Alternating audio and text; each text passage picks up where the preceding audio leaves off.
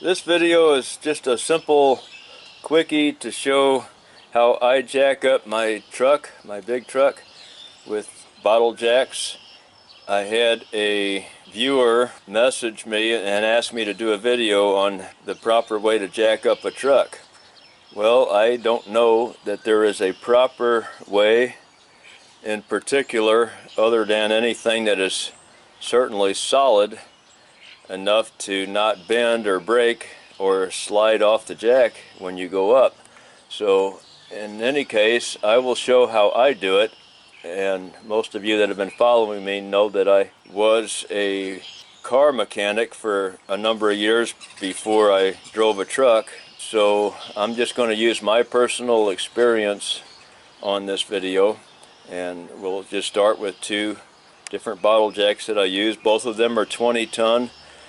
Normally a 12-ton is enough for a truck. The one on the left, the red one, is just a straight bottle jack, and the blue one is an air over hydraulic bottle jack, which you just plug a shop air hose into it, and it has a little trigger on the side that you press, and it jacks up much quicker with that. And sometimes that's also the handier way to go if you don't have room to use your bar. This bar goes to another jack that I have, but it fits the split end on it, fits this T-handle type valve on this one and on this one. And I have one more jack in here. This is a 12-ton stubby, a little short one, and this one came from Harbor Freight, and it works just fine for jacking up between the spring and the frame. And the reason I do that is either if I am doing some work on the shackles, pins or something, a problem in there, or just to grease it. It's a good idea to push those shackles down, push that spring down, and then you'll get a better grease job when you grease it. Otherwise the grease only goes in one side of the pin. It goes in the side that's loose, that's free, and then the weight is pressing hard against the other side, and the grease doesn't really get to that side very good. But if you jack it up like this, it's not jacked up yet, the jack is just sitting in there, you get a better grease job if you just push that jack in there and stretch that spring down, stretch those shackles out a little bit, and then grease it that way. And then you don't have to grease it again when you take it down, because the grease will just squeeze back around to the bottom side automatically. You do that on both ends. And it's not something I'm saying you should do it that way, but it is a good way to do it. It just takes longer. Here I am under the front axle, and this is how I jack mine up most of the time when I'm just taking the wheel off. I'll screw this screw out. Not enough to touch it, but close to touching it. And then tighten up my valve here and then start jacking it up. That's how I do that. And I have been known to, on my air jack, to jack it up here on this flat area between these two U-bolts. And the reason why is because the air jack is too tall. It won't quite fit under this. Now it will if I drive these tires up onto some pieces of 2x6 lumber or something like that. Then I'll have room to jack it up under here. Or if I don't do it like that, then I will cheat and I'll just jack it up on this right here.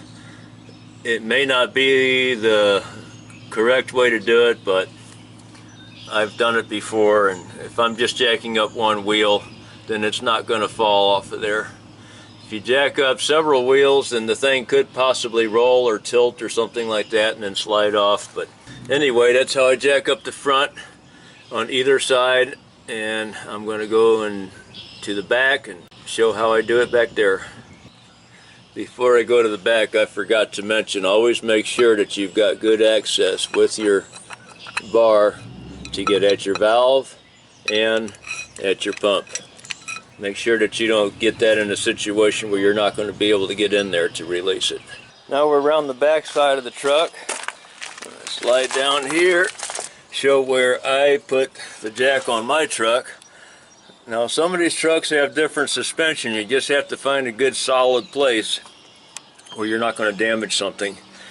And in my case, I normally slide my jack right up here to this, the end of this big spring right here, and I pick it up by that.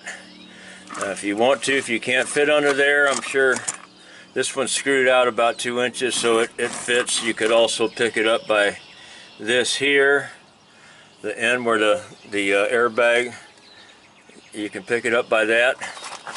But do not pick it up by any of these bolts or inside of this thing right here. And I'm going to try to get the camera under there and show you why you don't pick it up there. There's a center bolt in there that bolts all of this stuff together, and hopefully I'm getting it. And you damage that, then you'll have trouble getting it off if you ever need to take that bolt off to repair or replace any of this suspension here. That's how I picked that up. And if your truck is empty and you want to pick up both sides but you don't have a trailer on it, don't tell anyone I told you, but it's okay to pick it up by the differential right in the center if you're going to pick up both sides. But I wouldn't try that with the thing empty.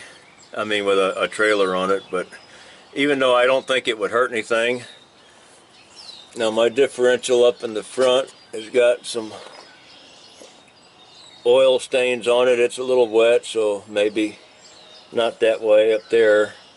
Might slip off, the jack could slip.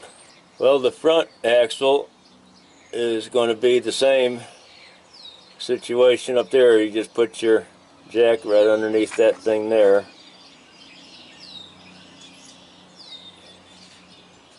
On either side, and just make sure that you've got room to get your valve with your tool to let it back down. Well, I'm at it. I might as well show how I got this little small truck jacked up. It's in my driveway, fixing it for somebody, trying to fix it. I don't have time. Anyway, it's a fuel tank job, fuel pump. The car's got, it's a pickup truck, so it's got a frame that goes from front to back.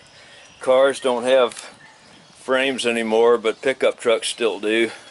And most of your vans, some of your bigger vans do. Some of the little ones don't. This jack stand is right here on the solid framework. And since the fuel tank is right where I would normally put the other jack stand, I didn't put it there because I need this area to work. So I put the other one in the back here, and it's on the end of the leaf spring where it can't slide off. And of course you see I got blocks. There's a piece of rail iron there behind that wheel. And looks like got a little piece of scrap lumber behind that one.